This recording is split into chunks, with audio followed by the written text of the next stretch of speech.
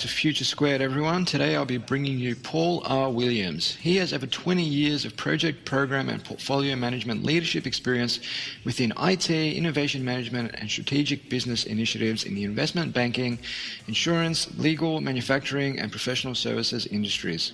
Mr. Williams is credited with being one of the pioneers of visual project management, a revolutionary new approach for leveraging visual thinking and communication strategies in project management practice. He's been featured in a number of worldwide publications, including 3 appearances in PM Network, the official monthly periodical of the Project Management Institute. He's author of 3 books on innovation and project management, and he's a frequent speaker on project and innovation management topics at conferences and media events across the United States. He's also a founder and administrator of the Innovation Management Group on LinkedIn, which boasts over 33,000 members. So without further ado, I bring you Paul R. Williams. 2, 1. Welcome to the show, Paul. Thanks very much. Thanks for having me. It's an absolute pleasure to have you on the show, and you're joining us all the way from sunny Green Bay, Wisconsin. It actually is finally sunny, and there's no more snow on the ground, so we're all quite thankful. Well, that's good to hear. Good to hear. And being from Green Bay, no doubt you're a big Packers fan. Yeah, absolutely. I think if you're born here, I think it's you have to be a Packers fan by law. So it's something that you really have no choice in if you're born and raised here. Yeah, I imagine they issue you with a Green Bay Packers membership at birth. Yeah, absolutely. I think they put you on the waiting list for the season tickets as soon as you're born, and you may get them by the time you retire. Oh, that's great. And I know you're into your fishing and bird hunting. Is that right? Yeah, that's what I like to do. When the weather's halfway decent, get out and fish, and just the stuff that kind of clears your mind and lets your mind wander. Those are the kind of things I like to do. You're so busy all the time with work and things. I love the activities where you can actually take a deep breath and just let the mind wander for a while. So those are things that are kind of no-brainer. Just let the body do the thing and start thinking through some stuff. So yeah, those are the kind of relaxation activities, I guess you call them, I like to do. Yeah, fantastic. Have you managed to get out onto a lake recently, or? It'd probably be this weekend. Will be the first weekend I actually get the boat out and get some fishing done. I've heard it's starting to pick up now that the weather's getting better. So hopefully we'll tie into 1 or 2. Fantastic. Well, I look forward to seeing some snaps maybe pop up on LinkedIn of you with a big fish. There you go. But yeah, what you said was interesting as well about getting out into the lake and doing away with the noise of the world. I think that's when we get into that flow state, and we're more likely to come up with ideas in that type of environment than we are in the time-boxed sort of brainstorming environment, and we're surrounded by 20 other people with the pressure to come up with revolutionary ideas. Yeah, and when I speak on topics with people about innovation and being creative, and it's the one thing I tell people the most is you really, if you have to schedule it, but if you don't give your mind time to catch up with some of the ideas and some of the problems you've been assigning your subconscious, it's just never going to happen. So whether you do it by scheduling time inside your day to have a little downtime, or you wake up that hour early, or you have a hobby where you can kind of forget about the day-to-day grind. Those are things, if you really want to be a good innovator, a good creative problem solver, you just have to do it because it's how it works. And so you just have to follow the normal biological process of how that all works. Yeah, and I couldn't agree more, Paul. I try to practice not looking at my phone or my email for the first 2 to 3 hours of the day. Get up early, go work out, do all that type of thing, and you find you just tap into different reserves of mental energy that otherwise wouldn't present themselves if the first thing you did was check your email, and then you're just at the mercy of other people's demands on your time. Right. Yeah, absolutely. I totally agree. So you recently released a new book. It's your 3rd book, Visual Project Management. Can you care to tell us a little bit more about that? Yeah, so a lot of the work that I do for clients and part of the consulting business that I do is what I like to call at the intersection of project and innovation management. So I'm more of the back end of innovation kind of guy, strategic execution kind of thing. Right. And so a lot of my actual career history has been in sort of a combination of being a project manager and an innovation manager, a product manager. So one of the things that has really been lacking in the project management world is the transition from text-based status reporting and just data communication to sort of a more visual, easy to understand, very quick to digest kind of concept. The project management world, for whatever reason, is stuck in these 3-page brutal text-based status reports, and you have meetings where you just basically look through, somebody reads through a slide deck of bullets. And so I did some research, and my contention is, we need to drag project management along with the data visualization and the big data world, and start giving our project stakeholders information that they can quickly digest, quickly understand, make decisions on.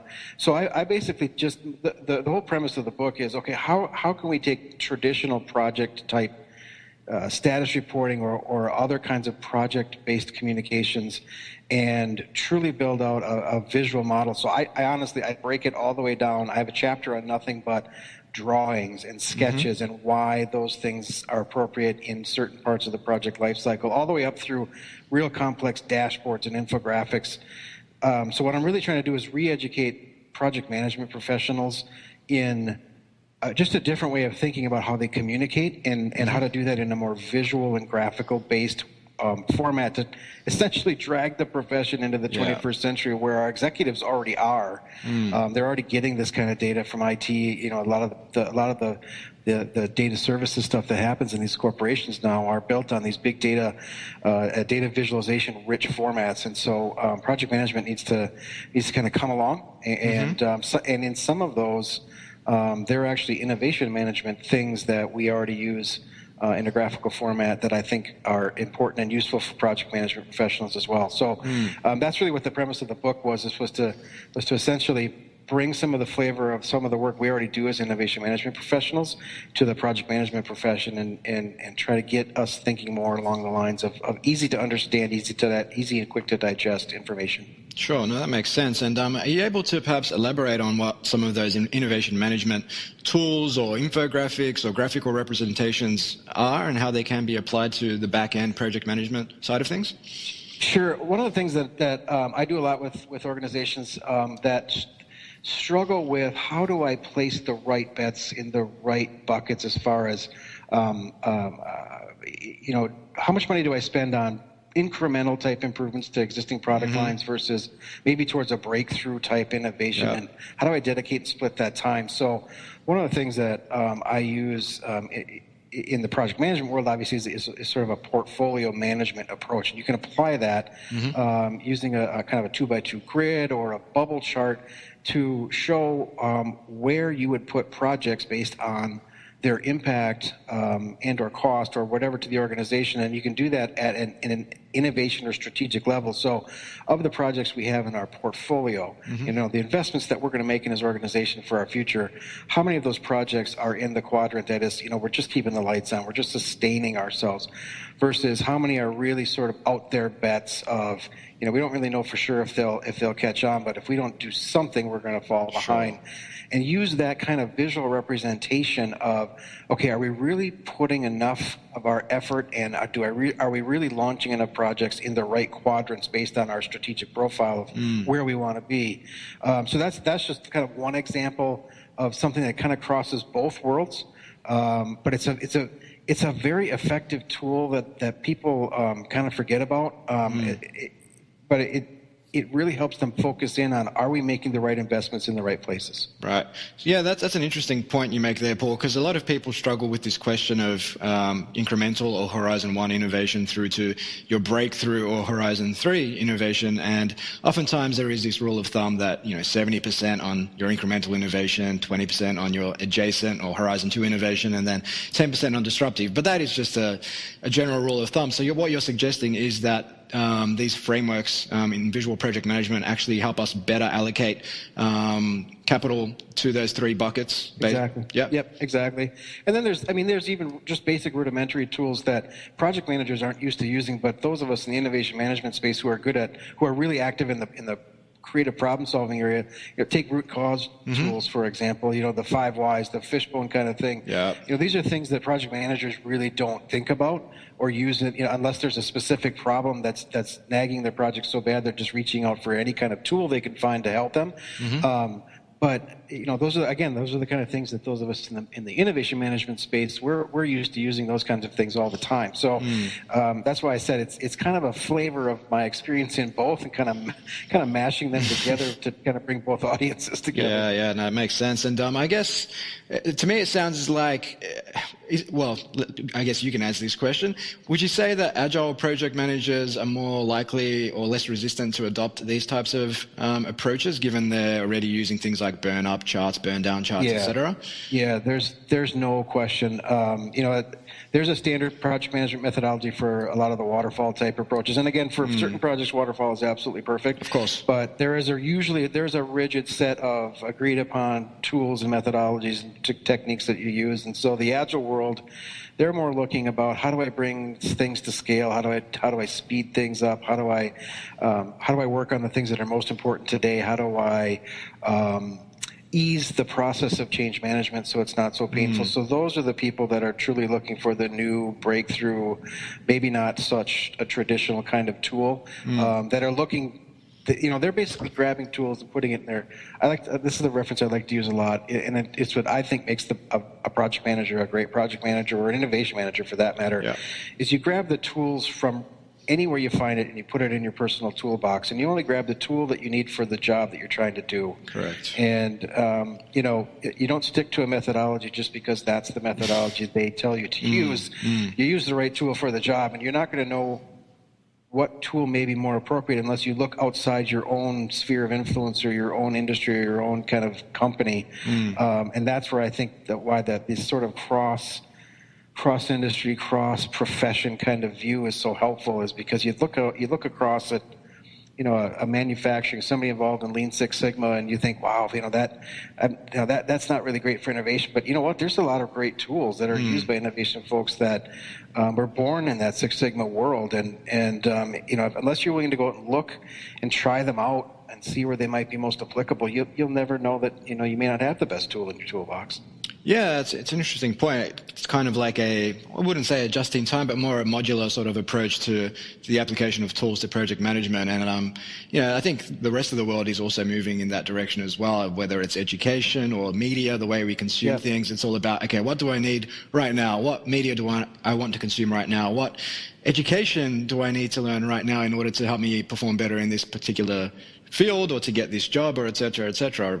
And we're moving. Right. It's kind of a hybrid now. It's a hybrid of a bunch of collection of tools from all over the place. Exactly. And I think a lot of those traditional project management frameworks, and you hit the nail on the head earlier, sometimes waterfall is absolutely perfect for, particularly your Horizon 1 incremental stuff that's been done before a million times. There's very, very little unknowns. But, I think the world is moving so quickly that in order to just apply let's say a silver bullet framework, it's probably going to have mixed results.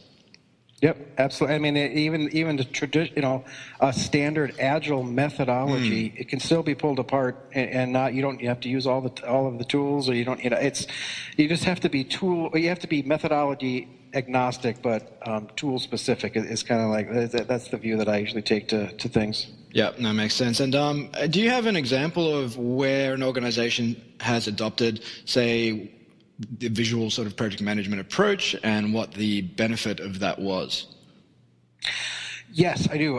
So I've worked with a few organizations. A couple of them I can't talk about because I'm actually under contract with them right now. But what I will tell you, so I'll tell you the industry that they're in. So there is a large packaged goods company that I work with that has transferred. They've asked me essentially to come in and take anything that they have that's text-based and work with the project management office and try to figure out a way to break it all down to a one-pager. Now, some of the things that we've done, we've had to make the one page larger than a regular sheet of paper, so we may go from a U.S. letter to an 11 by 17 to keep it on the one page. But so we've kind of cheated a little bit. But essentially, what the executives asked us to do is to come in and basically break the habit, or break the rule that says I can only communicate with you using words and the colors red, yellow, green. And so because what they really want to be able to do is to take the information that they get and look at it, glance at it, get the gist of what that information is, and then use that information quickly to either make a decision or to do something with that information. So we've been putting together dashboards, and we started out really simple. We just basically, these are nothing more than prettied up Excel spreadsheets using, just the graphical features there. And it was to really basically figure out, what do you want to see? We've had a lot of meetings with stakeholders of what's important to you. What's the kind of information you need to make the decisions you make on what kind of investments you want to make in your portfolio, or the health of the project, or the overall risk spread across the portfolio, not just on a per project level. So we had a lot of interviews. We had a lot of discussions around what is the valuable data, and then we tried to break down each one of those data points and say, how best would we display that data so it's very intuitive, it's very quick to understand. And then we started to say, okay, can we assemble all of these things into a single dashboard, or do we need to have a master dashboard that if you click on something, you dive to the next layer down, and if you're interested in the specific data table or the actual points of the data, you can even click to go a layer deeper. And so now you're talking about tools that are specifically around designing dashboards, or some kind of graphical interface.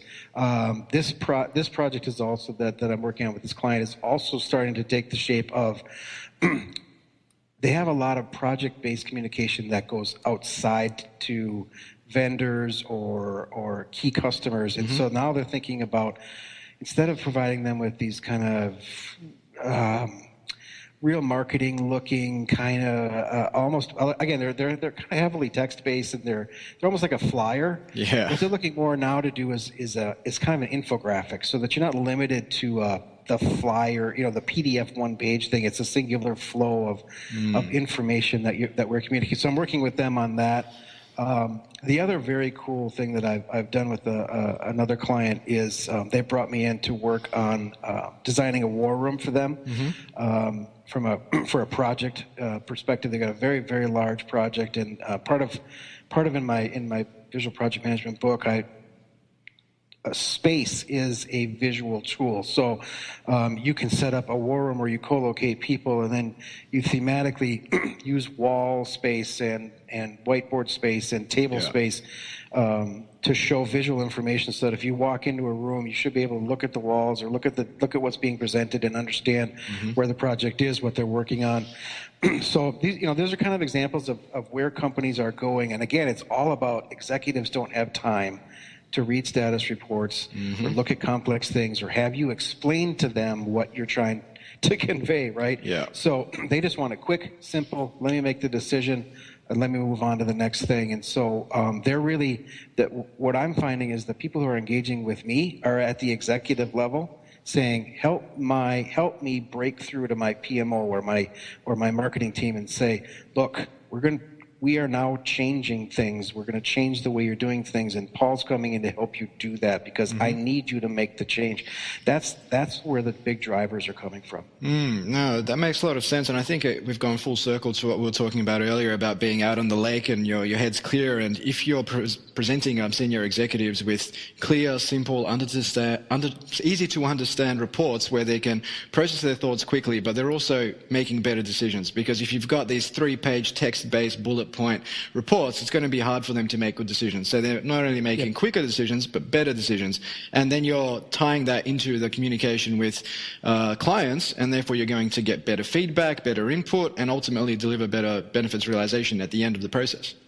Yeah, absolutely. And again, it all starts with that first sessions of conversations with the stakeholders of, I can give you 1 million data points, but until you tell me the 5 or 6 that you use to make your decisions, those 1 million data points are going to overwhelm you. So let's have a conversation on what's important for you, how do you want it best displayed, and then let's build it from there, rather than I'm just going to pick a template and this is the information you get and you're just going to have to like it. I mean, that world is gone now. Yeah. So we have to be much more responsive and much more flexible around. And you know what? From one stakeholder to another, that it may be different, and so you may have to. This is why some of our dashboards got a little big, because they couldn't all come to consensus on that as a group what's important. So we kind of had to build out a little bit further, but we still tried to summarize it enough where it wasn't obviously overwhelming and then useless again. So yeah. Yeah, and that's a great point. And I think every project, the metrics that matter are going to be different. And it's very tempting for project managers to just say, well, let's just use the dashboard or the framework we use for project X and just apply it to project Y. But the reality is they're going to be very, very different, and what worked for one project won't work for another. Exactly. So honing in on those key sort of few metrics that matter. What do people really care about? What's going to help them make the best decisions? And then presenting that in a way that's easy to digest makes a lot of sense. Yep, that's it. Cool, awesome. So I wanted to touch on this concept of the Center of Excellence, Paul, which I know you've written about this topic before, and it's no secret to the listeners who are, well, our listeners, that innovation within large organizations faces a lot of challenges, be they short-term metrics, lack of alignment to the corporate strategy, no processes, values, systems in place to really support risk-taking, moving quickly, experimentation, no process or culture of celebrating small failures as a mechanism to learn, etc., etc. And you've talked about this concept of the Center of Excellence. Can you perhaps just start off by telling us what the Center of Excellence is? Yeah, exactly. So in my world, I'm used to a group, like a project management office, which can be in any number of formats. But in the innovation management space, especially in a lot of organizations, just having a defined department that works on innovation is a miracle in and of itself. So having an office like a project management office focused on nothing but innovation or strategic execution or helping the executives get to their strategy, those are all things that really weren't in the early parts of organizations starting to build an innovation management discipline. There was no single head. It was really, well, R&D can do it, or marketing's going to take that one, or sales will take this. So in my world, it was sort of bringing the project management office concept to the innovation management space. And I've seen a lot of organizations, when they need to focus on a specific area, set up what's called a Center of Excellence. And they can take a few different forms. One is really more of a, hey, we're here to kind of coach you. We're going to help you facilitate idea generation sessions. We'll help you collate all that data and kick it back out to you. We found a few templates that you might be able to use. So it's almost like a coaching, mentoring relationship. Others are on the far other side of that spectrum where, hey, we are the group that you come to kick off a new, if you have an idea, it's coming through us because we own the idea management system. We have the methodology and the tools and the templates that we need you to use because we're trying to be consistent. We're going to do spot checks to make sure that everybody's kind of doing it the same way, and so that those are the two ends of the spectrum. And then there's sort of a middle group where it's kind of a loose collection of maybe the innovation point people from every department in the organization, and they all get together on occasion and they share best practices and they share status updates of what everybody else is doing, and they can learn from each other. So, whatever works best for your organization and the actual goal of what innovation truly means for you is really is kind of how you're going to structure it, at least from an operational perspective. But the concept is really larger than operations. It's, let's put together a team dedicated to the idea of, let's do something with the ideas we get in our organization. Let's build a strategy that moves us to the future. Let's have somebody focusing on that, making sure that projects get spun up and that the benefits are realized. And because if you don't dedicate people to it, it just sort of lingers and kind of dies on the vine. So the whole concept of the Center of Excellence, regardless of operationally how you structure it and what they're responsible for, the idea there is, let's have a group dedicated to it. And even to the point where maybe they get their own budget, maybe they even have profit P&L responsibility. They have to earn their keep. They have to come up with ideas. They have to prototype those ideas. They have to get those ideas in the pipeline, and we have to make money on those ideas. And that's the budget that they accumulate to keep themselves alive. I've seen companies do that to kind of have them earn their keep. So.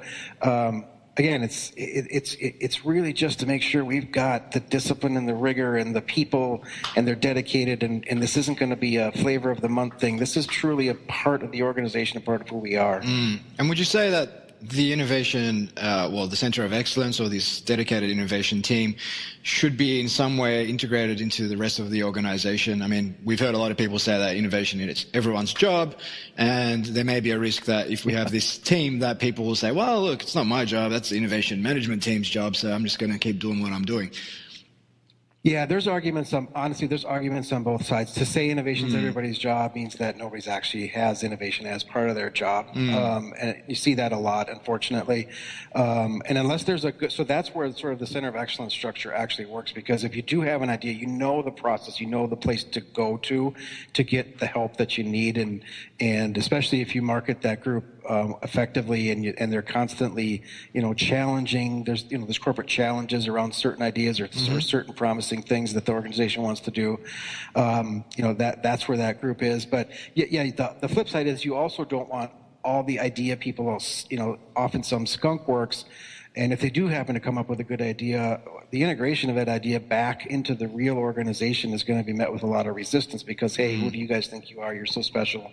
You don't have day jobs, and why are you coming to me with this? I wasn't part of the decision. So there are risks on both sides, and so really what I've found to be effective is again, it's you find the people who are passionate about the specific areas, either for the company as a whole or their specific sort of vertical inside the organization, who are naturally innovative, natural problem solvers, natural problem seekers, and make those people sort of the innovation lead for your group, for an innovation lead for marketing, innovation lead for IT, for finance. And then, have those people meet on occasion and have them mix and mingle and bounce those ideas off and have the ideas kind of combined together. That is something, because now you're really getting a flavor of each part of the organization overall. And so let's say I'm a frontline person working on the phones in front of my customers, and I have a brilliant idea. Well, now I have a point person I know in my own department that I can go talk to, and that person can be my champion so that I can be at my day job still. But this person's going to champion my idea, and he's going to mingle it with the other part of the organization. That's the kind of structure that I've seen be the most successful, because now you don't have somebody singularly being responsible for all the ideas, and you don't necessarily have to rely on innovation being part of everybody's job, because we just know that that's just not going to happen. So that sort of point person, innovation council, I've heard a few different kind of flavors of this, but it seems to be the one that is the most sustainable. Right. And now that makes sense. And I think innovation champions is another one that's thrown around a lot. And I guess, do you have any thoughts on how you best identify those people? I know you mentioned, you look for people that are passionate about their area or people that have that natural entrepreneurial flair, but how do you identify them, say, in an organization of tens of thousands of people with maybe 50 to 100 business units? Yeah, it's the bigger the company, obviously, the more difficult it gets. But usually, and I'll be honest, in my experience, I've had no trouble finding them because they come to you. They are the ones that are constantly bringing the ideas forward. They're the ones that are challenging the status quo. They're the ones that sometimes are a pain in the butt and the managers don't know what to do with, right?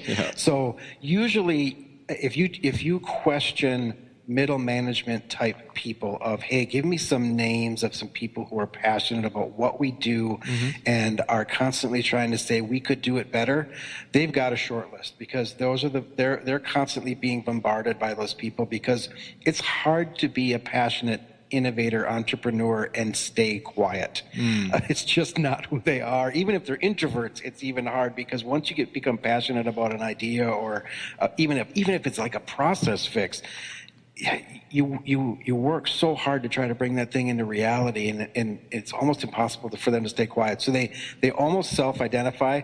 But again, the larger the organization, there's going to be a lot of them, and so now you have to decide, okay, who do we want on the team? Maybe rotate some of the people on and off the council, things like that. But I'll be honest, I've never had much trouble finding them, because they're knocking on the door wanting to participate. Would you be looking for any particular cross-functional sort of skills in the innovation team, or? Yeah, I mean, I've always been a big fan of the dreamer-doer concept. You want the people, you want a broad mix of people, especially the people who tend to be the idea people, but they're not all that great of following through. They have an idea and they sort of see it through and then they drop it because the next shiny idea came. That's okay. I'm great with that because now I can probably match somebody up with that person who's more of a, hey, I can take that idea and run with it. But I struggle when we go to brainstorming things. I usually come up with one or two things, and people are writing pages worth of ideas, and my Post-it note is still 3 inches thick. My stack because I don't have any ideas.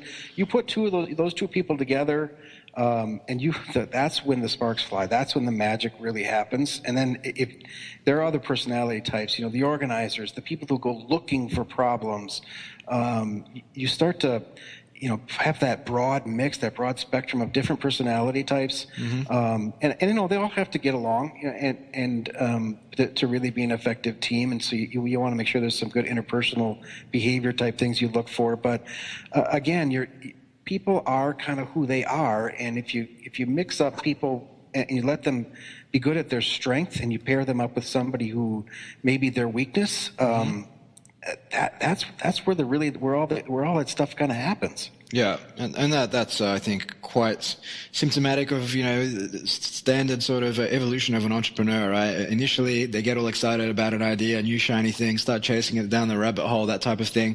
And if they chase that down the rabbit hole and find some gold, then they will start building a factory and whatnot, and start putting in processes and whatnot, and then they get quite bored and they start looking for the next shiny thing. And that's when you need, it's that transition from the dreamer to the doer. Yep. Yeah, fantastic. I guess I just wanted to touch on innovation metrics as well. And this is a topic that I guess many struggle with when it comes to corporate innovation, particularly when we're shrouded in, traditional financial metrics, accounting metrics, management accounting metrics, not net present value, IRR, return on investment, all that sort of stuff. And it's very hard for senior executives to step out of that way of thinking, particularly if they're listed companies and they've got short-term metrics to deal with. But it comes back, I think, to a lot of what you were saying earlier about, okay, we've got our incremental innovation, keeping the lights on and that sort of thing, and then you've got your breakthrough innovation. And they call for two different sets of metrics. We measure success differently. So I know you've done some work in this space. Do you care to elaborate on some of your thoughts on this?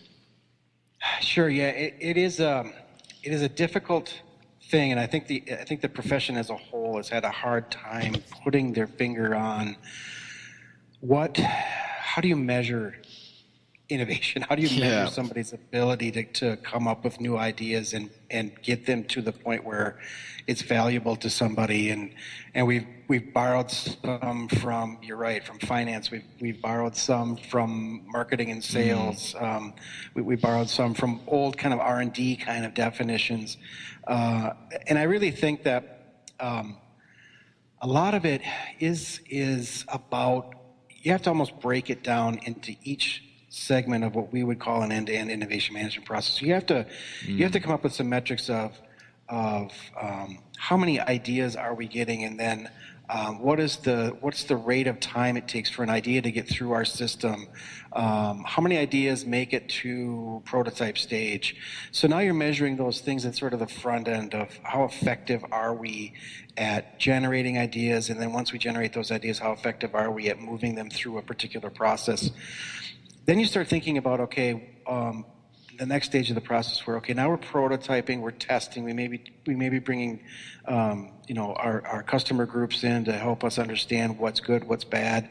Now we have a different set of metrics about, cost of what's our cost to develop a prototype? What's our pipeline process flow timing in this stage? What are our customer approval metrics? Or so those are the kind of things that's sort of in that mid stage where we're kind of slogging through and kind of refining the idea. And then you really are into sort of that execution part where some of the standard metrics do apply. What's my payback? What's my return? What's my benefit period?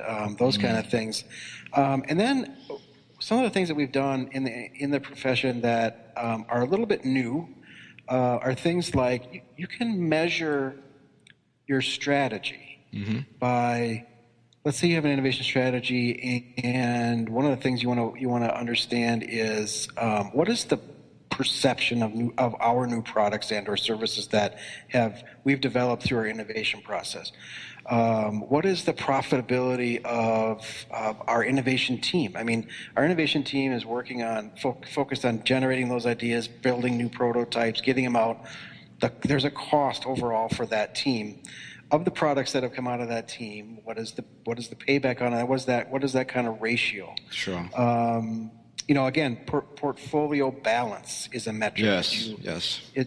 As a company, we decide we're going to be 30% of our effort is going to go towards the future. Okay, I can measure that now because based on the investments we make in our innovation or project portfolio, are we actually spending 30% of our money there? So again, there's a list. I have a list on my website, and it's an amalgamation of lists that I've seen in other places of things that are specific to innovation, but you're going to still see a heavy flavor of finance and marketing and sales and R&D type things because, what we're doing is managing a process, and each part of that process actually does touch all of those areas, and that's why some of those metrics actually are probably applicable. Yeah. But we've tried to work on some just truly innovation, strategic, processy kinds of things, and we've come up with some, but I think this is a thing that'll morph over time. Again, here's another one: strategic alliances. How many strategic alliances did we want to have, and how many do we have? Or, we wanted to have so many team champions that are innovation champions. How are we there? How are we doing with that? And just those kind of things. You have to be almost innovative to come up with some innovative type, points that you want to data points you want to measure. Yeah, and every organization is different, right? So absolutely. Yeah, absolutely. They'll put more weight on certain things, and other companies will say, "Well, I don't care to measure that." So, if you have a list to choose from, and some of them are more applicable to others, that's kind of what we as professionals in the industry are working on. Is here's a long list of things you could potentially choose from, depending on what's important to you. Maybe some of these may apply. Makes sense. And I like what you mentioned earlier about the different metrics at different stages of the innovation life cycle. It ties in very closely with a conversation I had with someone called Ben Yoskovitz recently, who wrote a book called Lean Analytics. And he was talking about the lean startup approach to finding product market fit, where initially you're going to test customer need, then you're going to validate the problem, then the solution, then the business model, then the features, and you're going to have different key metrics at each part of that funnel. It's not like you're going to have the same 10 or 20 metrics across the entire thing. Absolutely. And again, when we're like what we do, process focused, and our process is rather lengthy, you're going to pick up and drop different variables and metrics along the way, and you really have to be able to have those measures kind of not flow with you, but you pick up the ones that are appropriate for the stage that you're in. Makes sense. And I think that's probably what people struggle with, because we're coming out of this environment of, MBAs, and here's your framework, and here's the approach to take. And when it comes to innovation, it simply doesn't work that way.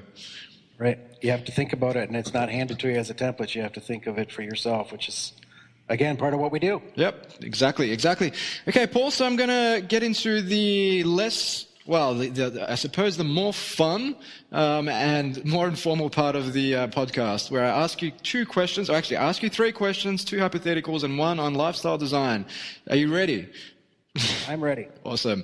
Okay, so the first one is, if you could work for any company at any stage of the company life cycle, who would it be and why?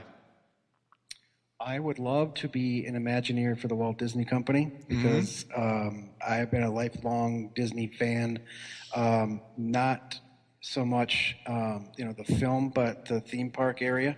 And what Imagineers do is they basically are the blue sky thinkers for their attractions and their amusement parks. And to me, that would be the ultimate job. Would be just be a blue sky thinker and an attention to detail kind of person for the Walt Disney Company as they build out their theme parks with new attractions and new offerings and new hotels and new cool stuff. So that would be the ultimate gig for me. Yep. No, I was lucky enough to head down to Disneyland when I was 13 years old, and I think up until this day it just has this I don't know, just this ability to recreate that magic day after day. And was reading it's amazing. I was reading a book called Scaling Up Excellence, and where they talk about the fact that everyone from the janitors up to your senior managers, if they spot one person looking somewhat unhappy in the entire park, they will, literally approach that person, pull them aside, mitigate any effect of that person's, unhappiness on other people in the park, and try and cheer them up, find out what's happening. And in addition to that, you never see one piece of rubbish anywhere in the park. It's like constantly clean. Everyone's happy. It's beautiful. It's amazing. And the thing that really always strikes me when I go there is that they take you to a place that is real because you're there, but it's not real in the sense that it's not the real world.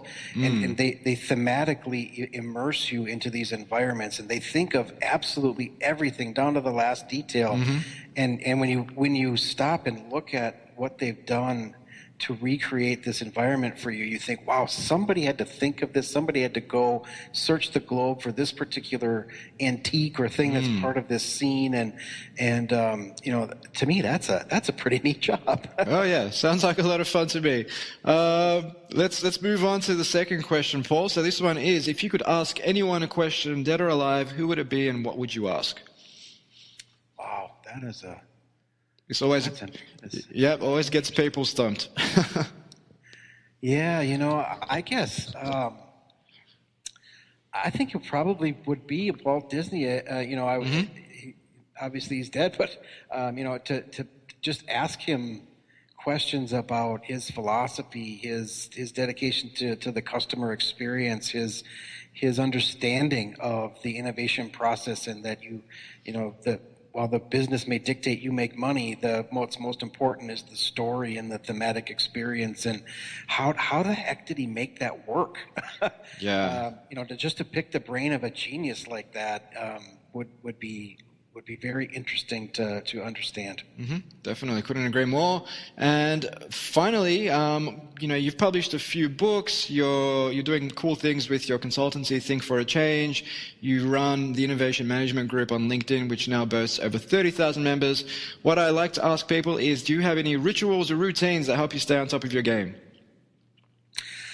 I dedicate time every day, two specific windows of time every day. One is to check my LinkedIn and my Twitter accounts, and not to see if people are following me or anything like that, but to see what others are contributing, so that I can glean some of that information in a dedicated time, so that I don't miss it during the day.